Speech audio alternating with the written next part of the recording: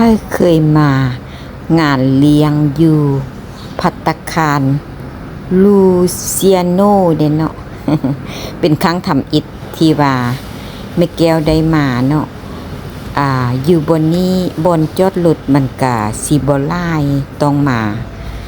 ก่อนมาไว้แต่น้อยหนึงเนาะแล้วก็บรรจุแขกก็สิบ่ได้หลายก็สิได้น้อยหนึงประมาณ100หรือว่า200บัตรเนาะโดยมาก็พอดีโอ้ยจังแม่นไทยเมืองน่านเบิดเนาะพอหมู่เก่าหมู่แก่หุ้มแพงเนาะบ่เคยเห็นกันเกือบ50 ปีพุ่นแหละเพิ่นถามว่าจะจื้อค่อยบ่แม่แก้วว่าซั่นก็คือสิจื้ออยู่เนาะน้องหุ้มเพ่งมันหุ้มแพงแม่นแล้วว่าซั่นนี่ก็เลยม่วนนำกันลมกันนำไทยบ้านไทยเมืองเนาะ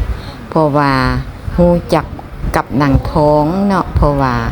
เพิ่นตะกี้เพิ่นอยู่ข้างบ้านแล้วก็ได้ร่วมงานเป็นมีหยังของอันคนละเพียวกันนะเพิ่นก็ได้พวกคนอุสตาลีเนาะเป็นคุกอันนี้ฮอดมือฮอดเวลาแล้วเพิ่นก็จัดสั้นมาให้เนาะอายุเกือบเข้า4ละกาจัง5ก็ได้เนาะก็เป็นบุญเป็นวาสนาเรื่องคู่ของนี่ส่งบ่เห็นเด้อฮอดมือฮอดยามบ่อยากได้ก็ฮักหมาเนาะคันบ่ฮอดมือฮอดยามสิเอาก็บ่ได้เนาะคู่ของนี่บ่แม่นว่าสิแบบยังเกาะพอกันโดยบังเอิญเนาะมันบังเอิญที่ว่าเพิ่นจัดสั้นมาให้แล้วก็เลยว่าได้พอได้พบกันบางเทื่อฮักกันหลายก็บ่ได้กันเนาะบางเทื่อเคาะแค่แหละก็ได้กันอันนี้มันเป็นพรหมลิขิตที่ว่าเพิ่นลิขิตมาให้ล่ะก็เลยว่าได้เนาะโดยบางคนก็บอกว่าสิบ่เอาบัตรมันได้ดิก็ต้องได้เอาเนาะคือหมู่แม่แก้วเนาะเป็น FC นี่แหละเพิ่นมาแม่แก้วอันน่ะพวกค่อยตายได้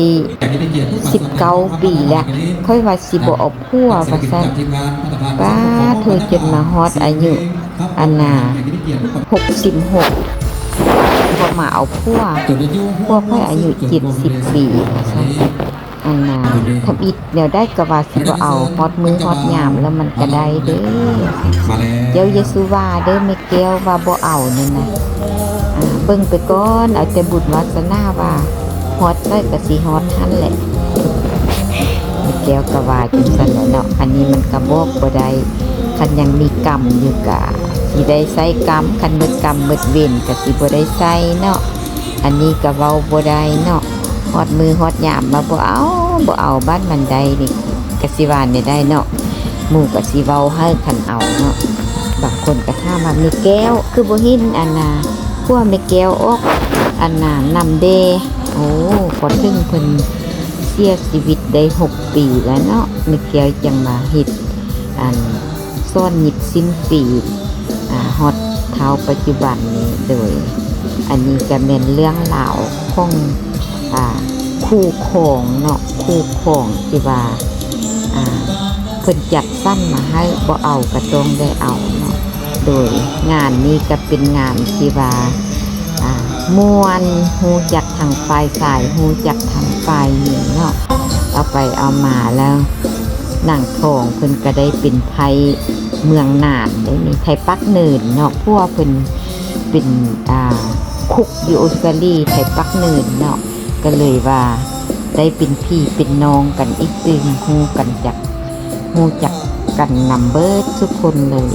มาฮอดนี้ก็สิจบคลิปแต่เพียงเท่านี้เนาะเราเรื่องหลายอันแก้วก็เต้นประสลบแล้วก็กลับบ้าน